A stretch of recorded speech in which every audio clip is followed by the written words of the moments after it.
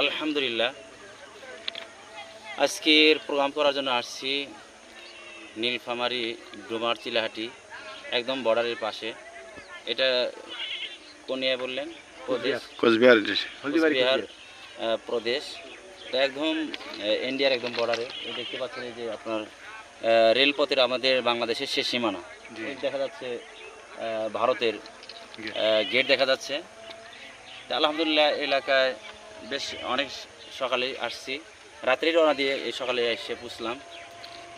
আলহামদুলিল্লাহ, যারা এলাকায় জনসাধারণ খেটে খাওয়া মানুষ বেশিরভাগই, আলহামদুলিল্লাহ খুব ভালো লাগলো। বিশেষ করে আমার বন্ধুবর হযরত মাওলানা একরামুল হক সাহেব, তিনি সহ আমরা রাত্রি রওনা দিয়ে চলে আসছি এই নীলফামারীর উদ্দেশ্যে। তো বর্ডারে ঘুরতে আসলাম, দেখলাম যে বাংলাদেশের রেল লাইন সংযোগ এখনও চালু আছে, কিন্তু সংযোগ থাকলে কি হবে?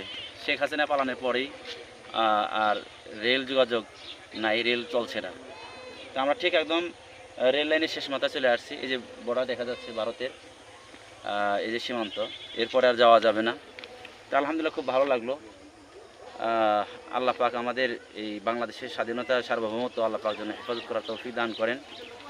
এলাকায় এর আগেও দীর্ঘদিন আগে কয়েকবার এসেছিলাম প্রোগ্রামে, খুব ভালো লেগেছিল। আবার দীর্ঘদিন পরে আবার বিশাল বড় তাফসিরুল কোরআন মাহফিলে প্রধান বক্তা হিসেবে আবার আসার সুযোগ হয়েছে। আগামীকাল গাইবান্ধায় চলে যাব প্রোগ্রামে। সবাই দোয়া করবেন আল্লাহ পাক যেন দিনের দাওয়াত নিয়ে সারা বিশ্বে সফর করার তৌফিক দান করেন। আমিন।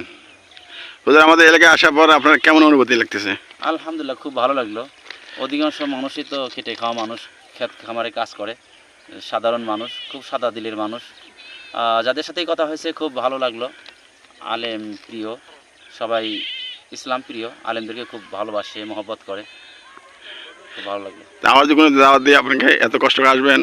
ইনশাআল্লাহ। আসলে দিনের জন্য কাজ করতে হলে তো কষ্ট করতে হবে। রাসূল কারীম সাল্লাল্লাহু আলাইহি সাল্লাম যে কষ্ট করেছেন, বিশেষ করে 100 লক্ষ সাহাবাদের মধ্যে কয়েক হাজার সাহাবাদের কবর জান্নাতুল বাকিতে পাওয়া যায়। বাকি সারা পৃথিবীতে সকল সাহাবায়ে কেরামই ছড়ায় ছিটিয়ে দাওয়াতের জন্য চলে গেছেন। সেই আমাদের শাহজালাল আমানি মুজারিদি রহমতুল্লাহ আলাইহি, তিনি সেই কত দূর থেকে এমন থেকে আমাদের বাংলাদেশে আসছেন সেই দাওয়াতের কাজ নিয়ে। আমরা তো অত দূর এখনও যেতে পারিনি। এই জন্য কষ্ট তো অবশ্যই করতে হবে দিনের দাওয়াতের জন্য। দিনের দাওয়াত দেওয়ার জন্য সারা পৃথিবীতে যেতে হলেও প্রয়োজন হলে এবং সুযোগ হলে অবশ্যই যাওয়ার নিয়ত আছে ইনশাআল্লাহ। ইনশাআল্লাহ।